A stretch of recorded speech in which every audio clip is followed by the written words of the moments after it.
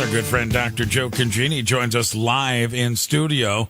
And Joe, let's talk, and it's been in the news a lot, especially in the last week. Tiger Woods, we found out getting his fourth back surgery. Maybe he's already had it.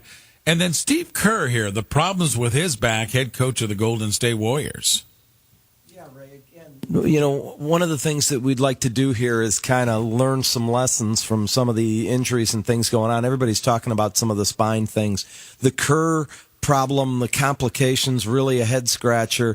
Tiger, kind of a sad situation. Talking about two older athletes. It's hard to believe with Tiger Woods, an older athlete, but his fourth surgery. The back is a really complex area of the body. You know, there's 24 vertebrae, there's over 100 muscles and ligaments, and it's really hard to reconstruct that with surgery. Surgery's tough. And the take-home point I want to make today is with young athletes, as I usually do. So down at Sports Medicine and all around town, we've seen a lot of injured athletes, younger athletes. Low back is one of the most common areas we see. And a lot of times parents and others are a little bit anxious about, hey, we got to get kids going, and coaches and things, you know, we need to do surgery on a kid to get them better. And the fact of the matter is, much of what we end up spending our time doing with back pain, even if it's lasting a while, even if there's structural injuries like discs and stress fractures, is really trying to be patient and trying to stay away from surgery. The big trend in the last 20 or 25 years of young kids less than 25 with back pain, even chronic back pain,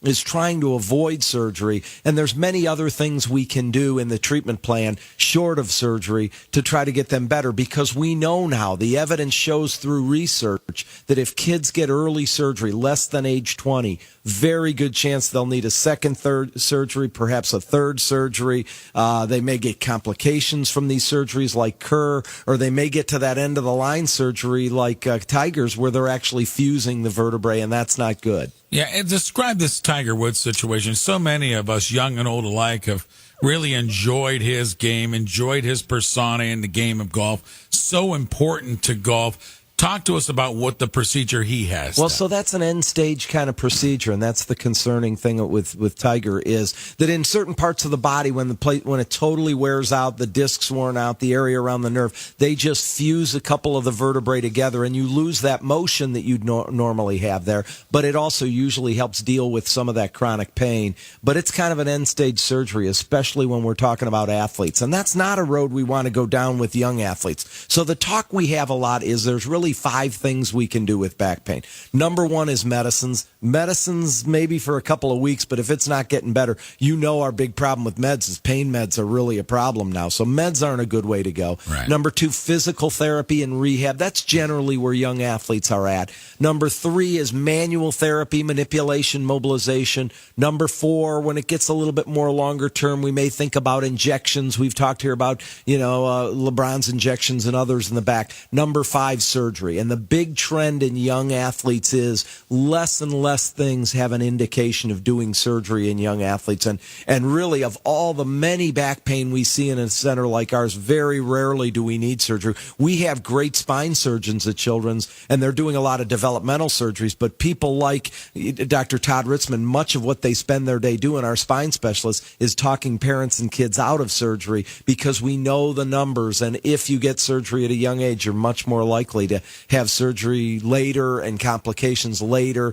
And these 2 cases that we talked about this week are perfect examples of that. Is that because of the delicate area? Why is it such a big risk? It's a complicated area, delicate area. So you say the back, one of the biggest, you're right. Yeah. Delicate, complicated, many very small, ligaments, muscles, many vertebrae in a small area, and a lot of nerve endings. Remember, that's where the nerves come off, and that's just really a big area. So if you have patients, a lot of times we're talking kids, and when we say patients, 6 months off of sport, 9 months off, 12 months off of sport where you're rehabbing. Wow, that's a tough pill to swallow at first, but when we know what the outcomes are long term, I think in a lot of cases it's necessary, particularly when we've gone further down the road and we have some of those, what we call structural problems like disc problems and stress fracture problems. Well, I know lifting weights and doing a lot of things, it builds up the preventative intake for your body, but is that where we are as far as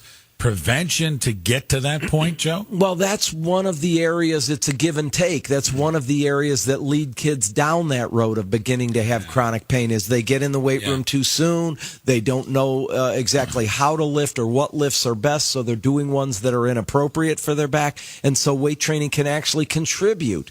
But definitely physical therapy has been, and so in that second of the 5 areas I talked about of options, physical therapy, there's so many different options. You see and ask me all the time about, why are we doing things like dry needling and why are we doing cupping and other things and deep tissue?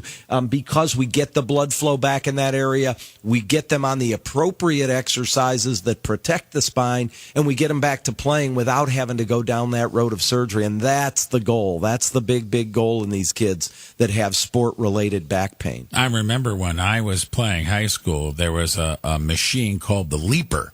Do you remember the leaper? No. You kind of get under the thing, and it gave you resistance, and you would do I up and down remember all a the device time. like that, but I didn't know of it being called the leaper. Yeah, and at that time, it was cutting edge and everything. Well, what they ended up finding out is this thing really gave kids, once they got out of school, college, and into their mid to upper 20s, a lot of these football players that spent a lot of time on the leaper were having back problems. Yeah. Because of that constant jerking. It's like you say, it can build up things, but also could, unfortunately, aid in back problems. So a lot of times it's do's and don'ts. Do this, don't do that, and that's a big deal. One good thing, a little bit of positive here, is in the high schools, there's more and more coaches or even strength coaches now that are available that have a lot more knowledge about the weight room, and that's really a good thing. So the target area that I'm most worried about are those junior high kids where there's not a lot of those strength coaches around.